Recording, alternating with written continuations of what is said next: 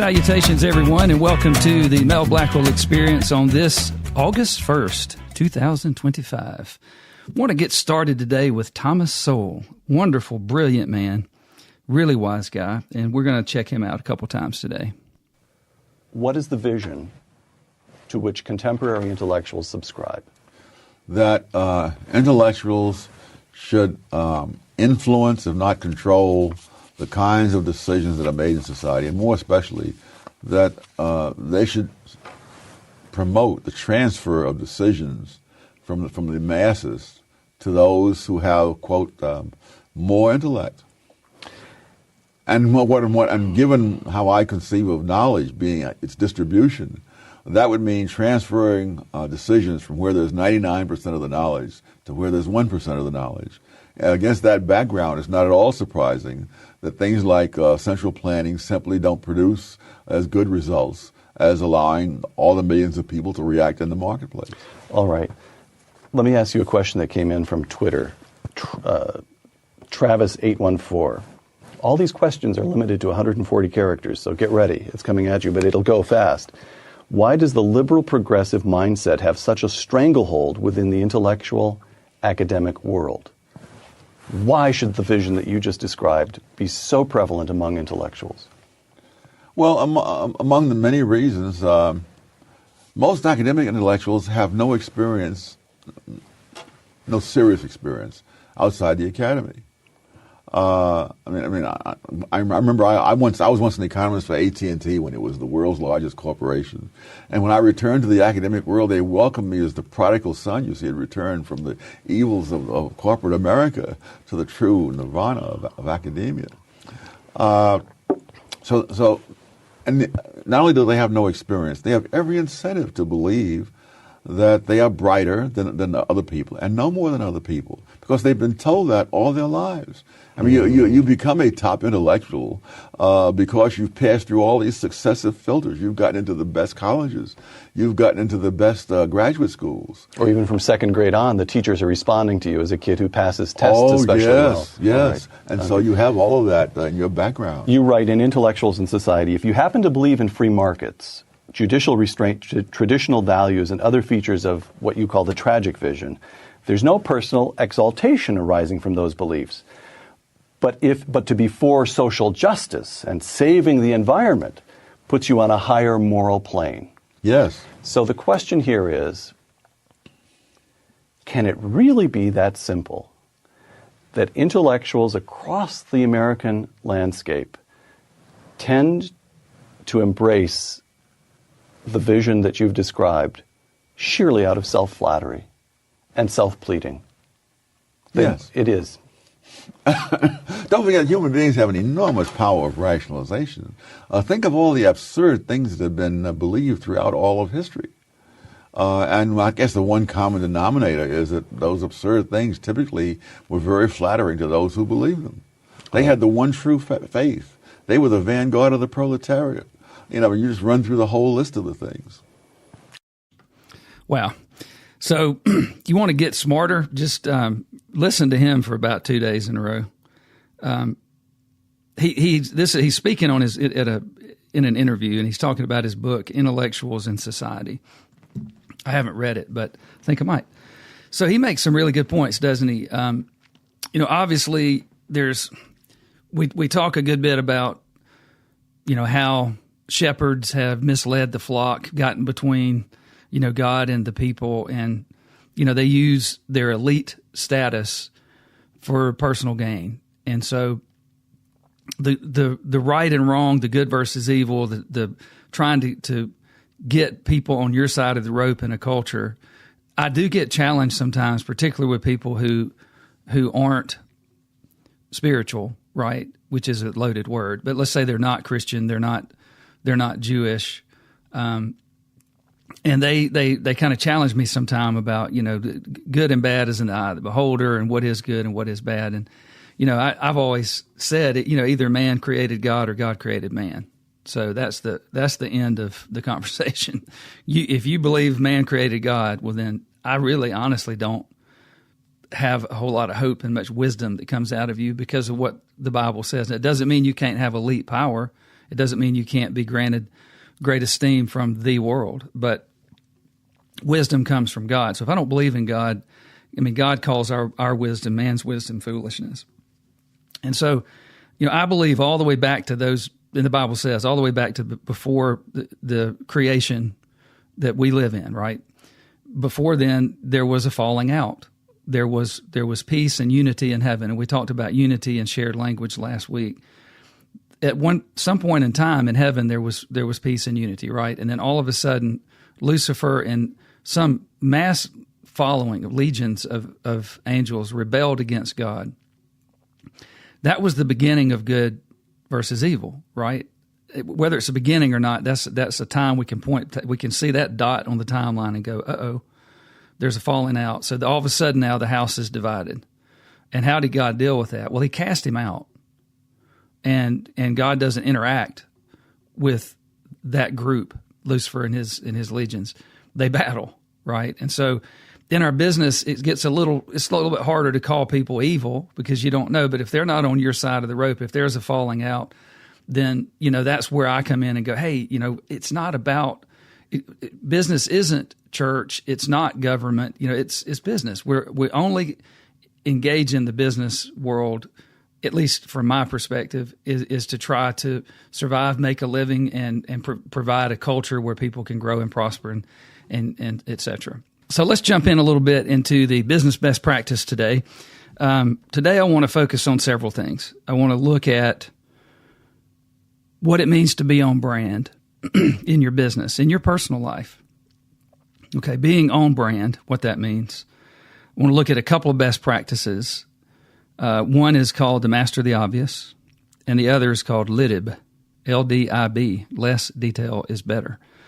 Both of those best practices were shared with me by a gentleman named Brian Cook, and Brian was my last manager. He was my last boss at USA Mobile, and we had been through merger after merger after merger. And so USA Mobile was the buying company. We bought companies, and I was kind of on that forefront of moving that brand and copying and pasting that DNA. And then lo and behold, we get bought.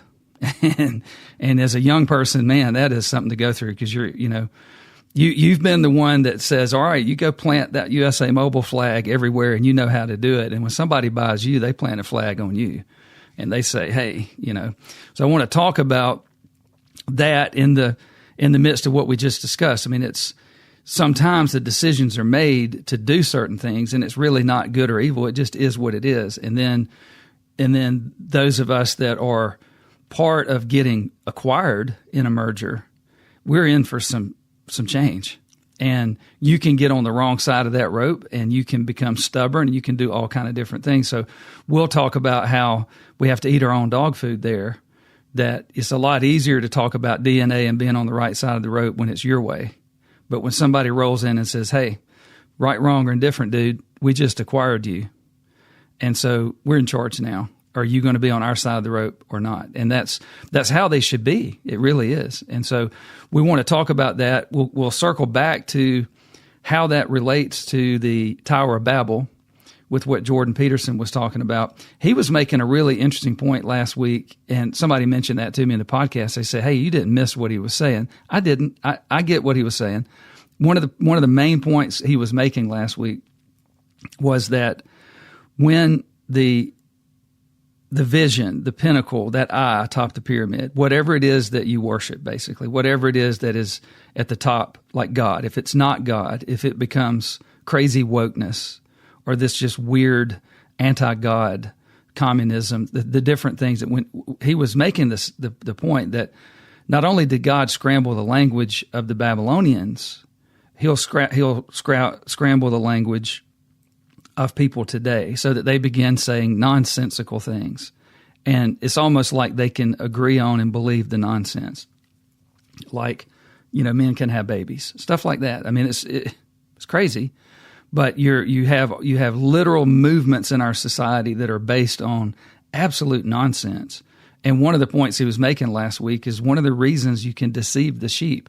One of the reasons that you can get an entire herd championing and repeating and believing in and fighting for nonsense goes all the way back to the Tower of Babel, where it's a curse. basically. So he was making that point last week. I was steering it towards the antithesis of that, which is, man, if it works for evil, it works for good, and it actually does. And so anyway, let's look at these best practices and how they can really help you in business. So I remember part of having a lot of thoughts in your head and being, very kind of like a Pied Piper. People have said to me, and I don't say this like I'm bragging because I'm not. It always I didn't know how to take it, but it was this, Mel, you just have that Pied Piper energy. You're somebody that can just say the right things and people will follow. I always thought that was a gift. I thought, well, that's just, I don't know. I would just like, thanks, man. I don't know how to be any different. But when you have to be careful, because if that's the case, then you don't want to mislead people. So if you don't know what you're doing, you've got to be careful getting up in front of a group of people and talking them your direction. So it is just like any blessing. If you have the ability to persuade, and Barack Obama was so persuasive, he really was. I mean, by the time he got through talking, I looked at him, I'm like, man, I can't agree with anything he says, but he sure is charming. And same thing with Bill Clinton. They could really silver tongues, And so that's where the saying kind of do not use your spurs until you have your horse's nose pointed in the right direction. So part of that nose pointing as a leader is if you have the ability as a gift to really inspire and get people to go. It's like Art Williams says, nobody wants to follow a dull, disillusioned, dadgum crybaby. People want people that are, energetic and tough. And he's right. I mean, that's true. But it took a while into my career before I realized that the leading of people, the Pied Piping, the getting people to energize to follow you, it is also a teachable best practice. It's not for the gifted only. In fact, the gifted will eventually run into issues because they may not be consistent, they may not stay on brand, and they may be leaning too much on, instead of the science of it, they lean on the art of it. So please take my word for it that, and this does matter. So as we get into merger culture, there's definitely a lot of Pied Piping that goes on. There's definitely a lot of messaging that goes on. You have the battle of two brands, or multiple brands for that matter, but you have a buying brand or brands and an acquired brand or brands. So people go, well, it was a merger. Well, trust me, somebody's in charge. So maybe they're going to pool from both brands and create a new team, but there will come a new charge, and they will shake the rope. And if you're not on their side of the rope, they really should shake you off, or you should leave. I mean, that's just part of it. And so I remember when I was at USA Mobile, having gone to Cincinnati and just blessing from God that they go, let's take that little skinny kid who's never been in management, who's never even managed sales, and they see something in me and they go, let's put him in charge of green. And they really didn't hire me to be in charge. It's just, we just kind of, when left in charge, take charge, right? That was rule number 6 for Mark Roth. Blackwell, when left in charge, take charge. Yes, sir. And so by doing what they said and applying it and seeing it as DNA and protecting it and copying and pasting it very intently and with a lot of passion and being able to Pied Pipe that brand forward and whip the crap out of our competition, seriously, then, I became the just keep moving the line of the company growth line south into the southeast. In doing that, I thought, wow, this will last forever. It didn't. And so, I was young. I didn't have stock. I was just making good money and enjoying myself and succeeding. But above me were a group of men and women who were owners, and they had an end game in mind, and they were able to eventually, they sold the company, and they sold it to Arch. And Arch Wireless was based out of Boston. Very different culture. And the truth is, which one was right, which one was wrong? It was a dying technology. So you don't wear pagers today, except for very specific circumstances would you wear a pager. But back then they were awesome. And we were going to market doing some really cool things. And so it was a little bit hard on me because all of a sudden it's like, hey man, we've been bought. And I'm like, well, okay, what does that mean? I didn't know. I'd never read the books about it. But here's kind of how it happened. Before we got bought, about the time we got bought by Arch, my bosses from USA Mobile bailed out. And so all of a sudden I'm there on the edge of the earth of USA Mobile DNA, and people don't see USA Mobile DNA as the thing anymore. Not only that, I came from the sales and marketing side of the business, which was very good for a growth-oriented EBITDA, unit-based valuation of the business. They basically valued companies back then for acquisition based on the number of pagers in service. And you had digital and you had alphanumeric. And so they had a formula for it. So USA Mobile was in a race for a cash flow business, not necessarily profit. Very good cash flow business. But they knew they were going to sell that business based on the number of pagers in service. So that allows you to go really aggressive into the market. So they did, and they bailed out, and they did really well. I got stuck on the wagon way out on the edge of the terrain of the Wild West, and I'm like, man, I'm not even, who's my boss? So my boss was a gentleman by the name of Brian Cook. Brian was Ohio Bobcat, and Brian came in, and he was about my age, and he's very smart and very sharp, but different. He came from, pretty sure he came from the PageNet world, and he had to work with me a little bit on, hey man, things will change now. And I'm like, yeah, but I'm out here doing everything the best way in the whole wide world. And he's like, well, we just got bought. So, so all of the boss structure changes. We're reporting to a gentleman out of North Carolina that came through a whole different company. And my world changed. It's like, wow. And so I did. I jumped on their side of the rope and I went along with it. But in trying to work with me, Brian told me a couple of things. He says, Mel, in this environment, we have to be the masters of the obvious. He didn't necessarily agree with everything that was coming, but he was hired to implement it, right? He's the sheriff. This is our march. So I didn't resist it, but I was lamenting ever so slightly because I really do even to this day think that the culture that we had at USA Mobile was better, but they sold it, right? And so in that sense, it's hey Mel, let's be the master of the obvious. All over and over and over again. Hey, what's master of the obvious tell us to do? What's master of the obvious tell us to do? And it resonated with me. I was like, yeah, okay, I see what you're saying. Another best practice, copy paste. And so that became a language that he and I used to unify. Because if we were perplexed and we're like, okay, because I had really good ideas, he had really good ideas, we were trying to figure out a way to survive through this thing. We're both young, we're both fun, and we're like, man, we want work to be fun.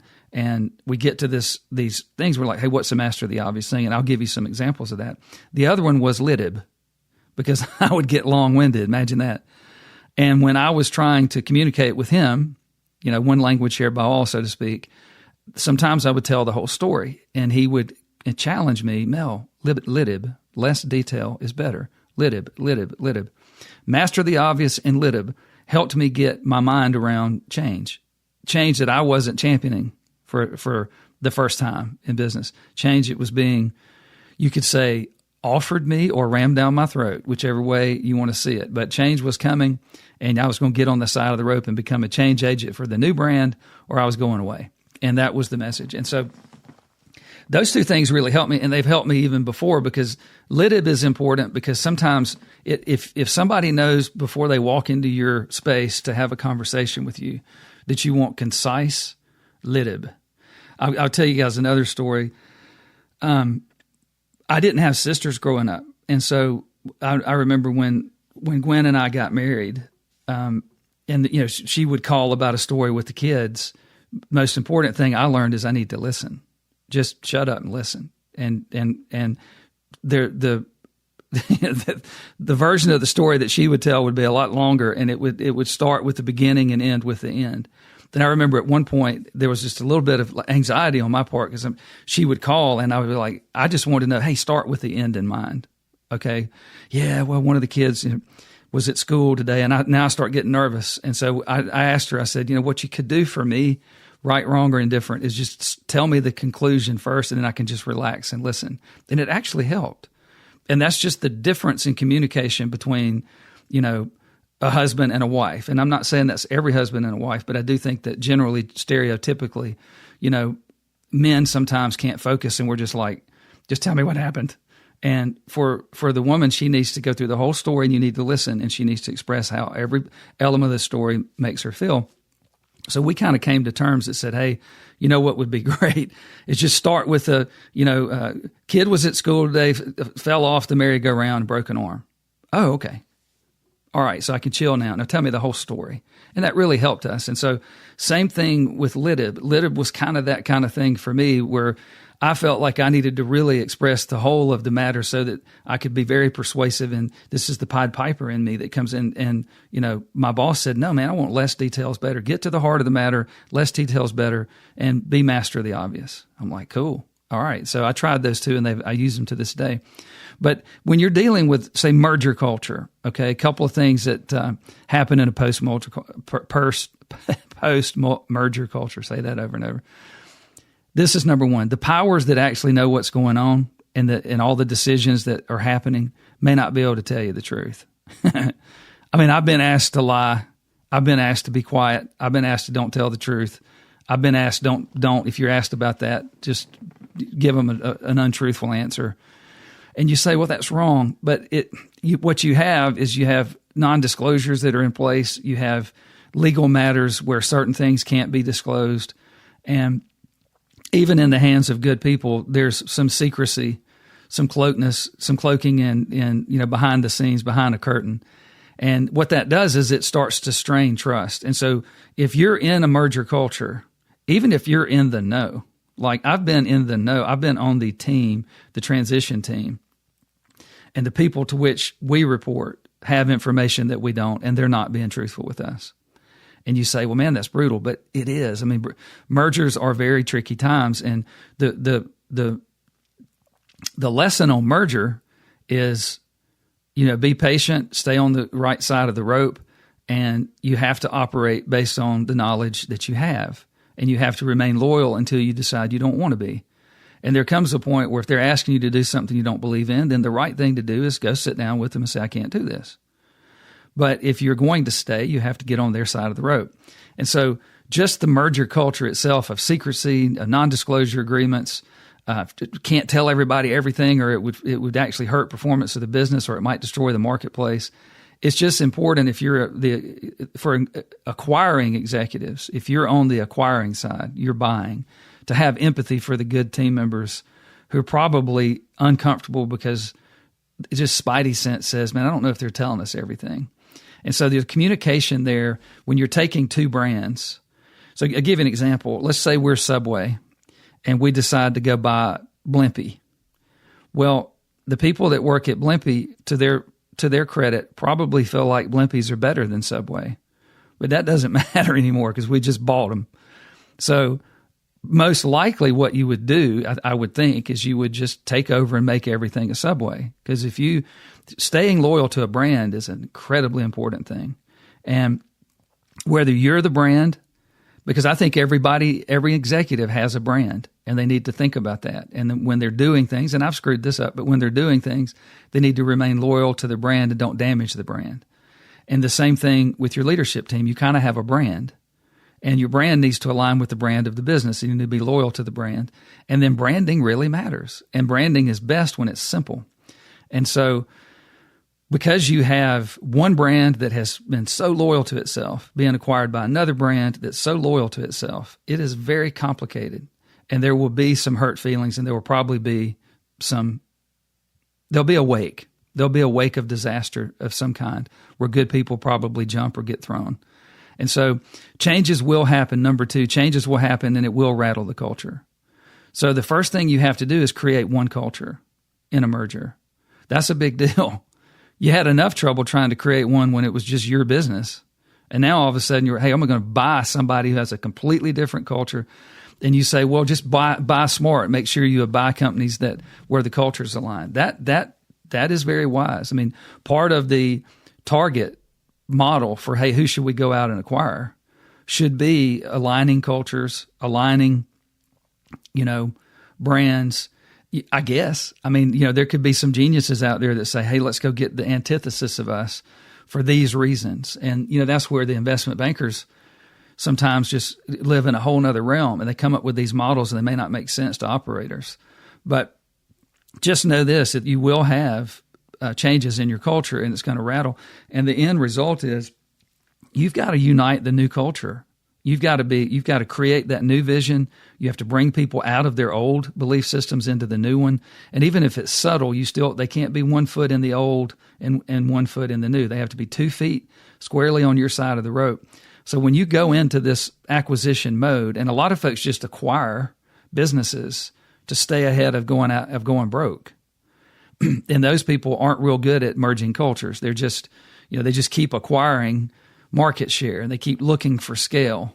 Well, they can leave a wake of just muddy cultures where you have a lack of unity, a lack of shared language, and that's a recipe for disaster, okay?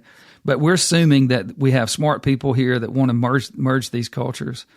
The culture change is done the exact same way in a merger that it's done prior. I mean, it's having the best practices in place.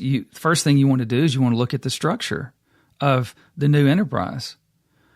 How big is the culture difference between the two enterprises? What's the plan? Is it a total surrender of the acquired entity? Is it a total surrender and handoff of the acquiring entity? I mean, is the acquiring entity buying this brand because they're better and they're going to surrender to it? It's happened. The new executive team might come all from the acquiring business. It might come from a mix of the best of both. So a lot of times in a merger, what you're looking for is synergy. You're saying, hey, they've got some really good people. We can use them. Hey, they have some really good best practices. We can use them. Hey, look, they have some really good systems. We can use them. Or it could be, hey, our systems overlap. This integration is not going to be so painful. So these are all things that people are thinking through. And at some point, at the beginning, you have to give everybody a reason why to trust that this is going to be better. You have to be as honest with them as you can, and it takes a lot of communication. And so the third thing is in all of this where you're looking at the new structure of the new organization, the new culture of the new organization, trying to be empathetic to the good people. You're back to the same thing, though. Anybody on the other side of the rope represents a very dangerous situation, even if they have good reason. They may just be loyal to the old brand. And it doesn't matter because they can organize, they can communicate, they can have a language, and they can become a major, major impediment to that merger being successful. So the third thing is these questions. Why? Why this merger? Where are we going? Okay. And this is where the new leaders of the merged enterprise should focus their communications. And that's where my saying is, do not use your spurs until you've pointed your horse's nose in the right direction. You have a new horse in a merger. That horse is not going to run as naturally as it was before the merger. That horse, you have to be very thoughtful about, okay, was the horse's nose, northeast and it needs to be north? You really need to think about that. And the thing is the pointing of the horse's nose has a lot to do with buy-in. People understanding why, where we're going, buying in, getting on your side of the rope. So before you can communicate the message, you've got to assemble the leadership team. You've got to get the C-suite in place, and you've got to collaborate to come up with the answer to those questions. You have to create the new vision. You have to create the new goals, all of that. And it's a lot of work. And so if it's just a heavy-handed acquisition and you just get rid of all of the company you bought's leadership and say, we're running this thing now, that happens. That's probably easier at the top, but it may not work so great for the acquired people because if that was a really good company and they were very loyal to that leadership team, well, you just made it. A lot of them are on the other side of the rope just because you did that. But it happens. Or you mix and match some from the other. It has a lot to do. I mean, I've been in mergers where I'm like, man, I don't want to be here. I like my old team. I like what we were doing. I'm out. And that's the right thing to do. But once that C-suite is put together from the two businesses, then they have to consider the following things. They have to engage the acquired talent. All right? They paid big money for the people. So listen to the people you bought. Don't alienate them and leave them out of the transition. Create a mix of DNA, but make it very clear right out of the gate. We're not creating a sub-Blimpie way. This is Subway, dude. We bought Blimpie, and we're going to take that property. One of the things McDonald's has that's so valuable is their land. I didn't know that. As I read about McDonald's and understood their asset base and their value, I was like, dang, I mean, how brilliant. They bought all that property, I mean, to begin with, you drive through town, there was a bank and a McDonald's. right? They're right there in the middle of town. And all that land that McDonald's bought is so valuable. So you never know why somebody acquires that brand. But they're not going to have 35 different variations of their brand. If they do, they'll fail. So by the time you spend all this money, you have to let people understand, hey, no, you don't have to lie about it. We are Subway, and your store is going to be a Subway, and you'll be making Subway sandwiches, dude. And if you don't like that, I'm not being ugly, but you can't be here because we're not going to have Sub Limpy Way in your location. So just engaging that acquired talent starts with an honest conversation, and then you have to make you have to discern: are they going to stick with this, or are they just so loyal? It's not right or wrong; it just is so loyal to Blimpie that they're just not going to come along. So you try to have that shakeout pretty quick, and it's not good guys bad. And remember, I like to pay people to go away, so be fair to them. It's not their fault. Tuesday they were just loyal to their brand and doing everything they're supposed to do, and then come Wednesday they're like, dude, you want me to turn my back on my brand? So it's a legitimate complaint they have. All right. Let's switch gears a little bit into some current events. So as you guys know, in the vein of today being kind of best practice, master the obvious, less detail is better, going into merger culture and how that might play. Don't underestimate that merger culture. Sometimes you have to merge cultures when you open up a new enterprise. So let's say you're expanding your business. So it's not just a pure merger, but hopefully that was helpful. But let's listen to Mel Gibson. Mel Gibson's a very interesting guy. He's doing the second part of the Passion of the Christ, which is the resurrection of Christ, which I think is going to be phenomenal. He's a complex dude, but his house burned down out there in Palisades in California, which was just a catastrophe.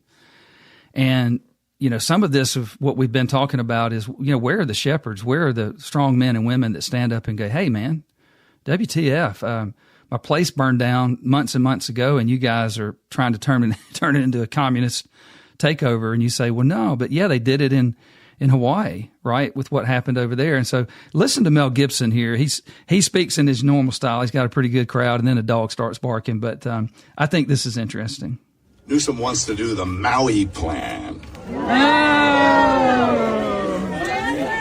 What do you think the Maui locals think of the Maui plan?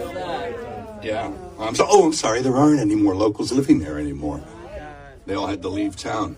Do you think the people of the Palisades or Altadena are going to be consulted about how their areas are reimagined by Newsom and Bass? No. Absolutely. No. It'll be more like the chairman Maui plan. They want to use you to get what they want and then throw you away. Yeah.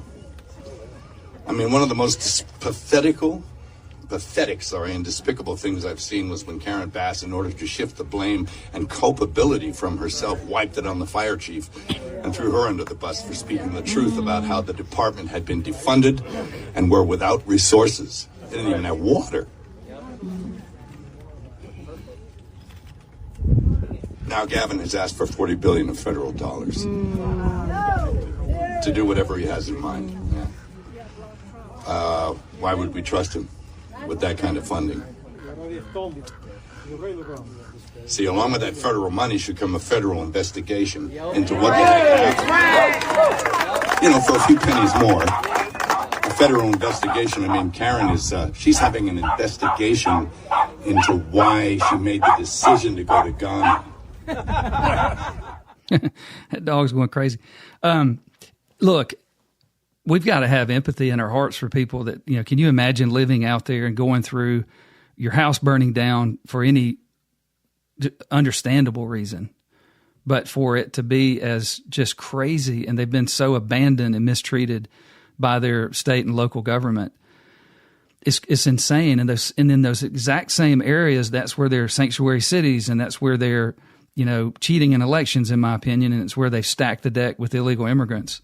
And so anyway, just keep an eye on that and pray for those people. If you're not watching that, and I won't go into great detail, it's a pure communist manifesto thing, y'all. They're looking at over there in Maui where, that was a long tenured local area where people were sitting on $1 million properties that they had been in their families for generations. They had never paid that kind of money. They're trying to run them out with property taxes, and that didn't work. And then all of a sudden, all their houses burned down. And then you say, oh, there's nothing nefarious, but nothing's been rebuilt. Most of those people are, if you look at what's really going on and say, why? Ask the 5 whys. Why? You get to the point where you're like, wow, it really looks like they just wanted these people's land. It's maniacal. You say, oh, well, surely not in America. Yeah, it's Hawaii. What about California? Yeah, it looks the same thing again. And these are, once again, it wasn't like your most elite of elite, but still some relatively elite people. But it was people that decided to live in those areas, the Palisades, and Mel Gibson's house burnt to the ground. And it's fascinating to hear what he says. But I want to listen to Thomas Sowell again on this subject, but I want to go back to something I did a couple of podcasts ago. 1 million minutes equals how many days? 1 billion minutes equals how many days? 1 trillion minutes equals how many days? Just to keep perspective when people throw around million, billion, trillion. 1 million minutes, 694 days. We can get our head around that, okay? So a couple years-ish. 1 billion minutes, 694,444 days, okay?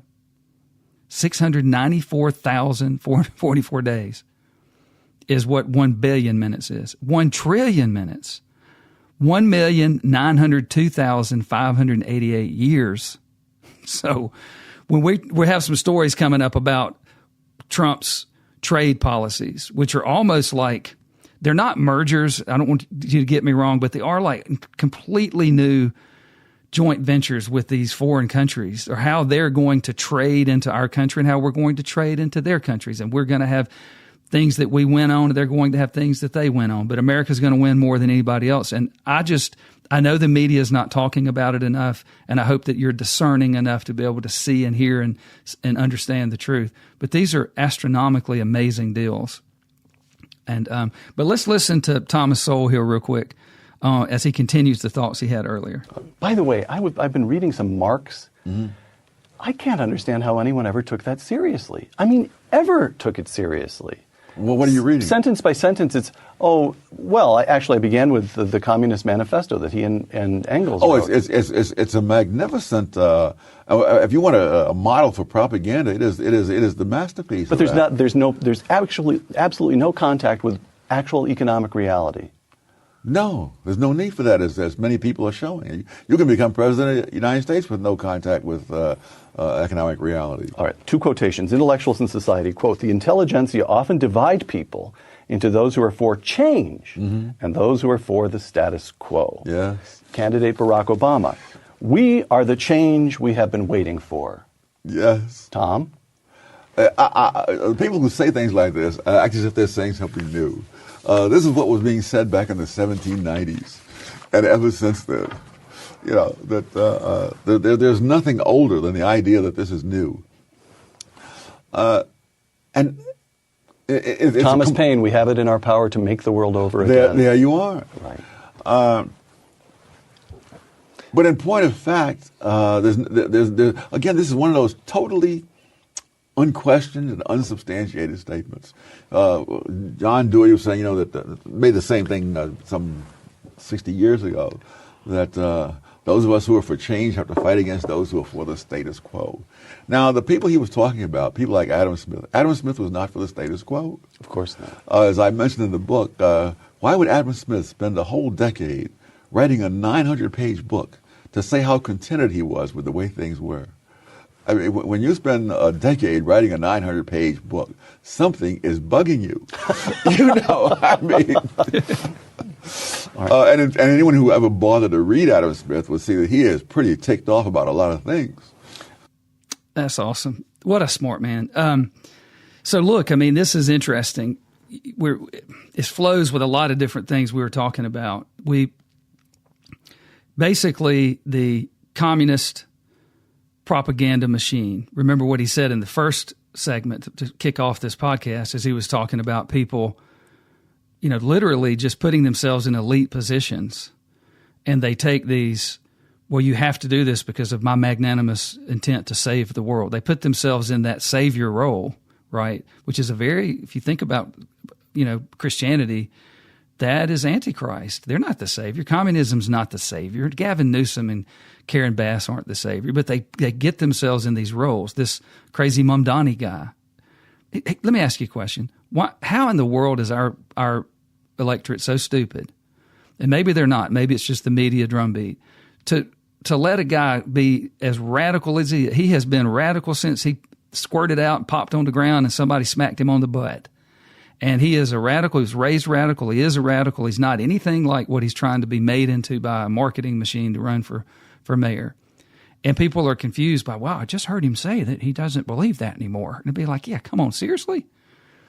But these people they put themselves in we've got to change for the better. We've got change for good. And they put themselves in, if we don't, we're going to be whatever. And so it's fascinating that happens. But in relation to the Palisades, look, why aren't the people in charge? Why don't the people that live there, why haven't they met? Why haven't they done what Trump wanted, which is remove all of the obstacles and get these people back to building and let them build to a fair code, and let's remove any impediments and crazy regulations, and let's get these people back in rebuilt in their homes at a fair price. And that would be the American way. But look, there's somebody powerful is holding on to that. They have something else in mind for that land.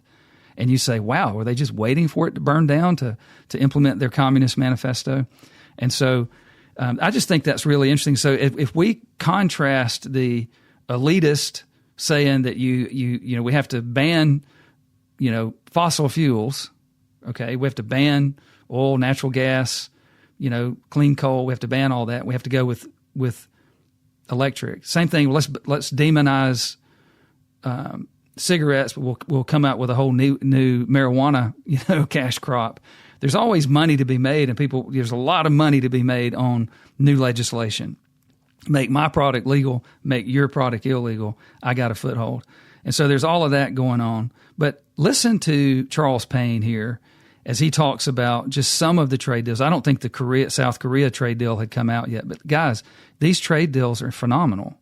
The monies they're going to invest in our country, either on some sort of a profit split or just a pure investment, is going to do two things. It's going to onshore the critical security of our country for things like pharmaceuticals, gunpowder, shipbuilding, the war machine. If you don't need the war machine to go to war, but you do need to be able to build your defense. You need to be able to build, the peace through strength. And so it's fascinating that we're bringing all that we saw during COVID. It's like, holy cow, everything that we need is being made by China. If they ever wanted to go to war with us, they just win by shutting off our supply chain. So he's doing that with other countries' money, which is phenomenal. So billions and billions now equaling trillions of investment. And how's it going to help Main Street? That's what Charles Payne starts to talk about. And I'll finish up some of my opinions on that, after we hear him talk. But if you're not familiar with Charles Payne, he's on Fox Business. He's super, super sharp, and he's very consistent. The big EU deal joins a list of deals already secured, including the UK, Japan, Vietnam, Indonesia, and the Philippines. Perhaps more, though, still on deck. So we know this is a big deal for America, but is it a big deal for everyday Americans, for you, right now, watching at home? We know it will benefit the folks on Wall Street, but how does it affect people on Main Street? Let's figure that out with the host of Making Money on Fox Business, Charles Payne. Charles, great to see you here today. Let's start there. Everyone's watching you right now. They watch you over on Fox Business. They see these big deals. They see these numbers I just put up on the board. How is it going to hit their pocketbooks? Well, the investments, the $750 billion natural gas.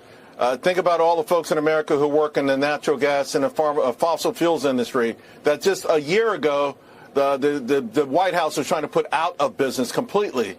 So the money from that alone is going to be phenomenal. $600 billion invested in America, foreign direct investment, one of the underpinnings of any economy. We're lucky that we're so attractive, but even more so now. That these numbers, they sound, it's, I guess saying $600 billion now rolls off the tongue, but it is enormous. It is absolutely enormous. And again, the whole idea is to rebuild our industrial base. Well, right now, to be quite frank with you, we entered into a protracted war with China. We couldn't produce enough ships. We couldn't produce enough of weaponry. We could not. We've given it all away. Wall Street, by the way, doesn't like this deal. The titans of Wall Street don't like this deal because if anyone eats it outside these foreign countries, it would be Wall Street companies. Now, I want you to think about this. About 20 years ago, the average operating margin for an S&P company was 6.67%. Recently hit 15%, now it's 13%. We've got a stock market since 2009 has been unstoppable, absolutely unstoppable. The fix is in. The fix is in for Wall Street. It's been the most amazing gravy train in history. Essentially, this plan is to share some of that wealth. Okay, your operating margin may go from 15 to 13%. Your stock will still be okay, but now we're going to reindustrialize the nation. We're going to build factories. We're going to put Americans back to work. Right. Wow. So he makes a great point. Like, the first thing you need to do as a country is you need to make sure that the federal government's number one thing is to protect the land base, the defense of the country, the borders, military, and to protect our people. And then the interstate issues that might occur between the states. So what Trump's doing here is very smart. We've got to get the supply chain in place for national security reasons. Is as big a deal as an Army or a Navy or a Marines or a Coast Guard is the fiscal health of the country. You go broke, you can't fight a war. You don't have any money. And so he's getting the fiscal house in order by leveling the deck after years and years. And you see these people are coming in, they're paying a 15% tariff. We're paying 0. We're able to open it. But most people don't realize we can't sell American goods in even countries like Australia or Japan or, even in the European Union. They just don't take our products. And so our farmers are going to be under a tremendous amount of demand internationally now, globally, for our farm products. And instead of growing corn to be subsidized by the government to burn because there's no market for it, you're going to be able to, the farmers are going to be able to they're going to be challenged to get enough crop grown to distribute all over the world. And so it's absolutely fantastic. And, I think in addition to this with the trade deals, don't necessarily listen to all the negatives because these people have been wrong on everything. It goes back to the Russia. You have to look at, okay, who are they? Like Charlie Gasparino comes on Fox News and he's all, mealy-mouthing about this deal. Yeah, he's a Wall Street guy. So the Wall Street guys have just made money after money after money. They don't care who the president is. They don't care what wars we're in. They just make money, and it's very greedy. And, if we want our country to be well off, then those people that are skimming off the top, those politicians that are insider trading, or they're all these NGOs that are just stealing money. You saw after I reported that with the fire aid thing out in Los Angeles, it hit the news big time. So I was right to highlight that because they stole $100 million. And they said they didn't steal it. Well, they took it from people that thought it was going to Mel Gibson and the guys that live next to him, and it went to a bunch of NGOs that have nothing to do with it. The money is taken. I give you money because I think you're going to help a widow. You end up buying a Cadillac and going to Las Vegas. And so I don't think that's fair. But that's what we're dealing with. So these trade deals are correcting things that have been out of whack for a long time. It's going to hit Main Street America. I'm telling you, you're going to see a revitalization of the blue collar workforce, and the guy that lives next to you that is a trades craftsman might make more money than you do, and you're an investment banker. I mean, these guys are going to be able to pull some big bucks. And in a household where you might have a husband and a wife that are both tradescraft and a 16, 18-year-old son, that they could be bringing in $400,000, $500,000, $600,000 in that household by being highly skilled. In America, this is fantastic. So I want to listen to another thing. Let's switch gears a little bit to the conspiracy that looks to have occurred between those people in the White House and Obama's administration, Hillary Clinton trying to run to beat Trump, and everybody trying to demonize Trump and figure out, hey, what can we do to keep this guy from winning the election? And then, oh my, he's won. What can we do to put his shoes in concrete during his presidency? I believe it's seditious conspiracy. I believe there are issues. The smartest people that really know what they're talking about, when you talk about the statute of limitations, an ongoing conspiracy's statute of limitations hasn't even started. So if I start conspiring and this treasonous way in 2016 and continued to do it through 2020 into 2024, well, then until I'm stopped doing those activities, that's where the starting point is for the statute of limitations, right? And so that's how I understand it. That's how the smart people. So I believe that these people are in trouble. And what I will say is I don't really want to chime in on whether or not the Trump administration is going to hammer down and do a whole, go after like Obama, like Richard Nixon type thing or not. I don't know. It is what it is, and I hope that justice is served. But I do think it's important that we see what they did and that people are held accountable, because this can't continue. If Republicans did this, I would be furious at them. It's you just cannot have seditious conspiracy undermining the American people. But the people that will let your house burn down and just tie you up in red tape and run you off and take your land from you are the very same people that will run seditious conspiracies and nullify the people you voted for. Okay. So we can see that these things are interlinked. But listen to John Solomon here, who I have a lot of respect, just kind of talking about what's going on and how Obama might be implicated. I want to address Obama for a second. I know President Trump has every right to be frustrated with him. I think President Trump's analysis last week was right. I think my immunity rule might protect him on the original charges. That's what most legal experts tell me, that ruling is so sweeping it will protect Obama for what he did in office. However, Barack Obama can now be summoned before a grand jury. He cannot take the Fifth Amendment because he has immunity from prosecution. He'll have to tell the truth. If he lies as a private citizen about what he did as president, he'll no longer have that immunity. And that is a trap that Obama is sitting potentially facing. And I want to say the irony to that, because on January 5th, 2017, he presided over a meeting in the White House where the FBI had just cleared Mike Flynn of any wrongdoing, and they schemed in that meeting how they might be able to jam up Mike Flynn. And they came up with the idea, we'll lure him into an interview, catch him into a lie, and then prosecute him that way.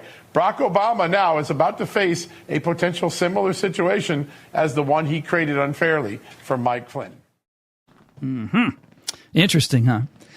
Bottom line is these guys did some things they shouldn't have, and they're in hot water, and it'll be interesting to see how it plays out. And, I don't really trust Republican politicians. I just don't. I mean, there's some that are good and there's some that aren't, but we'll see, right? We'll see. I'm impressed with what Tulsi Gabbard's done. I'm impressed that Trump is continuing to drumbeat out some pretty bold statements in social media. So I think they're serious, and we'll see what happens. But check out Caroline Leavitt. She starts this. I think this was yesterday, and she gives about a 1-minute pitch from the pulpit opening up yesterday's press conference. As the president said in the Roosevelt Room yesterday, conceptually, he, of course, supports the idea of ensuring that members of Congress and United States senators who are here for public service cannot enrich themselves. And the reason that this idea to put a ban on stock trading for members of Congress is even a thing is because of Nancy Pelosi. I mean, she is rightfully criticized because she makes, I think, $174,000 a year, yet she has a net worth of approximately $413 million. In 2024, Nancy Pelosi's stock portfolio, this was a fascinating statistic to me, grew 70% in 1 year in 2024, and her portfolio outperformed every single large hedge fund in that same year, and even more than doubled the returns of Warren Buffett's Berkshire Hathaway. So I think the president stands with the American people on this. He doesn't want to see people like Nancy Pelosi enriching themselves off of public service and ripping off their constituents in the process. As for the mechanics of the legislation and how it will move forward, the White House continues to be in discussions with our friends on Capitol Hill. Man, if you're going to be dumb, you better be. There comes a point where you just can't expect people to defend you, right? So Nancy Pelosi, she's 837 years old, and she looks like it. She's still in power. She's corrupt as hell. And there's just no doubt about it. And I don't really care what anybody does about this except stop it from going forward. Look, I'm not saying they shouldn't have been able to continue investing, but she absolutely, there's no way she can perform like that without utilizing her office. It's corrupt, okay? It's corrupt.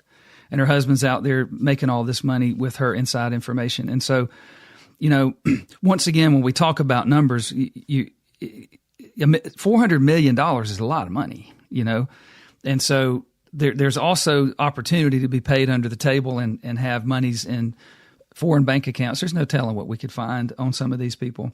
But I'm all for. I know that Josh Hawley got in something with Trump. The point is these people are on every side of every issue, and they run out. And I don't know who to trust sometimes. I just know they don't get crap done. They don't stay up there and work. They're blocking recess appointments. I mean, this is the stuff that they do, and it's like it's just indefensible. Okay, it's indefensible. And if I can give you any power and any strength and any truth, it would be stop defending the indefensible. You don't have to condemn them. But don't defend it. Just go, oh, man, come on. Are you serious? Master the obvious. Less details better. You shouldn't have somebody up there making that kind of money on insiders. She's outperforming every smart guy in the world. Hedge fund managers, Warren Buffett. Come on. Are you kidding? It is what it is. You see it.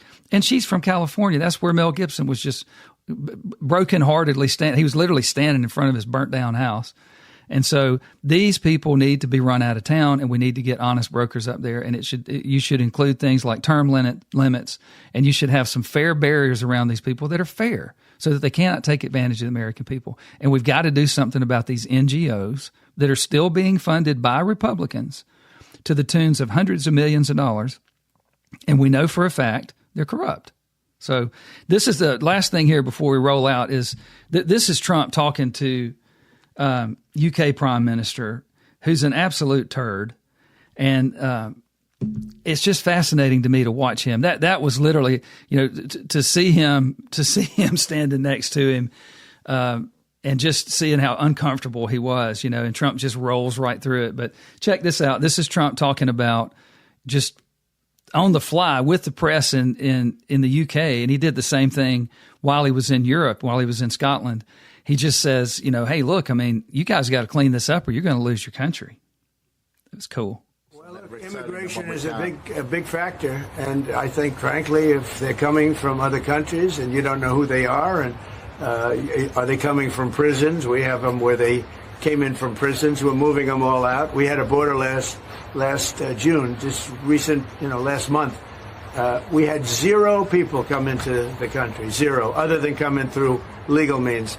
If you're stopping immigration and stopping the wrong people, I give my hats are off to you. You're doing not a good thing. You're doing a fantastic thing.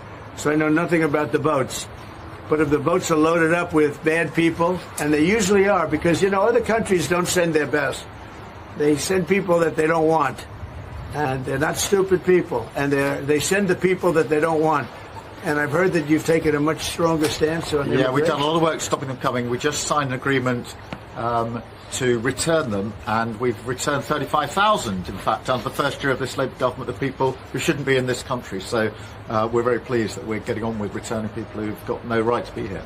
That's great. As somebody that loves this, I love this country. My mother was born in, as you know, born in Scotland, and it's an incredible place, a beautiful place. And if that be the case, I congratulate you. That's exactly, because, Europe is a much different place than it was just 5 years ago, 10 years ago. And they've got to get their act together. If they don't, you're not going to have Europe anymore as you know it. And you can't do that. This is a magnificent part of the world, and you cannot ruin it. You cannot let people come in here illegally. And what happens is there'll be murderers, there'll be drug dealers, there'll be all sorts of things that other countries don't want. And they send them to you, and they send them to us, and you've got to stop them. And I hear that you've taken a very strong stand on immigration, and taking a strong stand on immigration. Trump sometimes just sounds like the reasonable guy in the room, right? Just common sense, and definitely master the obvious. Not so Lidib. He likes to ramble. But he's brilliant in the way he makes his point. I mean, last week he had Jerome Powell, squirming on camera, and now he's got Sir Keir Starmer. That just sounds like the bad guy in a Star Wars movie, Sir Keir Starmer. He's a turd, y'all. I mean, the things that I encourage you this week to take a minute and go do your own research, and don't go to the same stupid places that lie. Go do some real research and look at what has happened in the UK with free speech. Look at what's happened in the UK with the rape culture. You've got Pakistani rape scenarios where when the parents go to the police station to report the crime, they're reporting it to Pakistani people that are corrupt with the Pakistani rape, and they get raped in prison. I mean, in jail. This is crazy. I'm not in jail, but it's an example of multiple times parents who say, my daughter's been raped, and they go to the police and they take and while the little girl's in there getting interviewed by the people, they rape them. You think I'm kidding? It's legit. And so that's going on over there, and he's over there going, yes, we're going to get out. And it's like, no, you're not. You're not. Just talking is not doing. Okay? Lying is not going to take the place of truthfully doing something. And so I want to remind you of this too. And Trump got home and he zinged the UK and the EU in general over this whole Digital Services Act. You remember I mentioned that quite a few episodes back, and we had Mike Benz talking about it. And, you know, with it going into full force and enactment, it can bankrupt American companies. So you basically anything we say over here in America, if it makes its way into Europe, then they can penalize us and it literally put you out of business. And you say, well, why would they do that? Because they're doing it to their own citizens. So they have a bubble of non-free speech anymore, and they're threatening our free speech and our company's free speech. So keep your eye on that whole Digital Service Act, DSA, and you know we'll just you need to keep an eye on what's going on in Europe, because usually it happens there, then it comes here, and we can't have it. So the whole of the people in this country that we're fighting against, that Trump is bringing in all of these trade deals, and he's trying to enrich Main Street and give citizens back their power. You have Thomas Sowell saying, you know, look, things are better when you don't have the elites trying to run everything with 1% of knowledge versus pushing it down and letting the 99% of the knowledge base in the people. You know, it's our constitutional republic that we're standing for. Make America great again is make our constitutional republic great again. It's not controversial. It's war in that anybody that has an alternative system, an alternative culture that wants to come in here and just take over like a merger. They want to take over our culture. And then this goes back to our business conversation. The communists, the George Soros group, our media, and the marketing brains behind putting out a Mamdani who's nothing but a freaking communist and trying to rebrand him as a handsome. They got him a nice beard haircut. They must trim his beard every hour. And so they get him out there and he smiles and he says, no, I don't mean what I said. I don't know. I don't want to defund the police. It's like, yeah, you do. And so all of that stuff that's going on is a hostile takeover of our country. And this is where you don't get on their side of the rope, because we don't agree to a merger. America does not agree to merge with the third world hellholes and their forms of government, their forms of business DNA, their forms of human DNA, whatever it is. We don't agree to that. We want to stay America. We want to stay true. We want to be the home of the free, the home of the brave. We want safety. We want men to be men and women to be women. We want kids to be able to be kids without being sexualized. All of these things are a massive culture war, and we're revolting against a hostile takeover. We will not merge our culture with these people. In that sense, stay on our side of the rope and pull like hell, and be willing to fight. And I don't mean like war, but I mean fight intellectually, spiritually, for your kids, doing what you need to do to say, no, stop, get out of my space, get out of my face. You are not welcome here. We need to push these ideas and these people out, because they're coming, right? They're coming. So anyway, I hope that this has been a good podcast. I want to go out with Richard Pryor, one of the funniest guys, and there might be a few cuss words, so hide the children. Look, I got to just say one more thing here. I know it's Richard Pryor, and it's so funny. My mom was organist at First Baptist Church, Prattville, and she was very cool and normal, but maybe a tad prudish, right? Old school, teetotaler, and there were times that she surprised me on things, but she loved Richard Pryor. We'd be sitting watching Wanted, right, on HBO, and it was riddled with the dirtiest words you've ever heard. And she would bend over laughing and snot coming out her face, and she just loved Richard Pryor. And I remember as I got older, I was like, you really liked him? And she said, it's watching him and how his expression. So I know you can't see him. He's going to use the N-word. He's going to cuss. And I'm sorry, guys, you can't play Richard Pryor and beep him. So if that offends anybody, just stop it here. But this is so funny. So Richard Pryor on the way out. Then the police came. I went in the house because they got magnums too. And they don't kill cars. They kill niggas.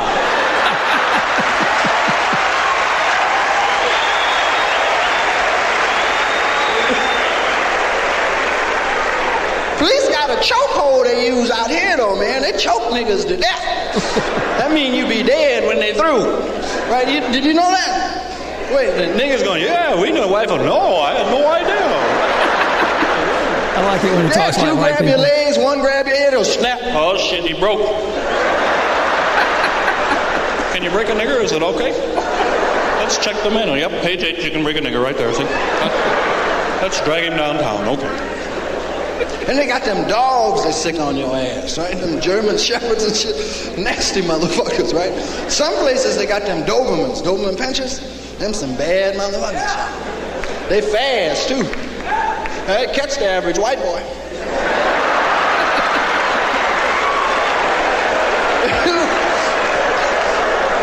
By the time they catch a nigga, though, they too tired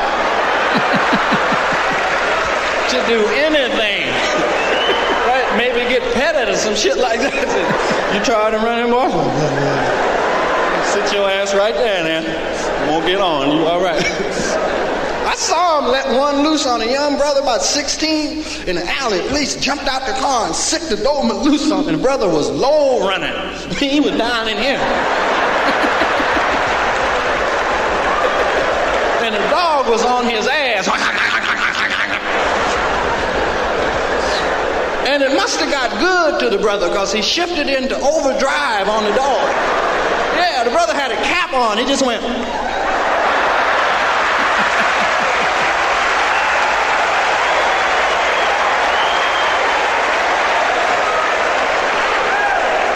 And it looked like to me like the dog said, shit.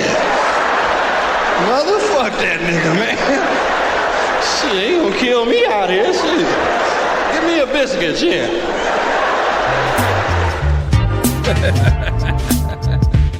Man, I know that's dirty, but he is just so funny.